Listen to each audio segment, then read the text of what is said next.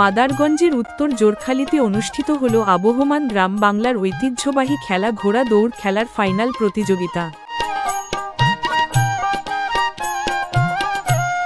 ৩ নং গুনারিতলা ইউনিয়নের উত্তর জোরখালী কৈয়ের বিলের পাশে বিশাল খোলা মাঠে অনুষ্ঠিত হয় খেলাটি।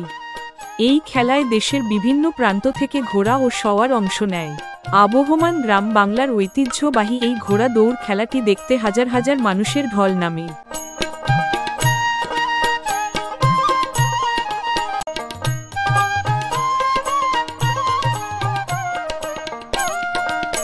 ছোট বড় কিশোর বৃদ্ধ ছেলে মেয়ে সকলেই উপস্থিত ছিলেন। আজকের খেলাটিকে কেন্দ্র করে ঘোড়া দৌড়ের মাঠটি এক উৎসব মুখর পরিবেশের সৃষ্টি হয়।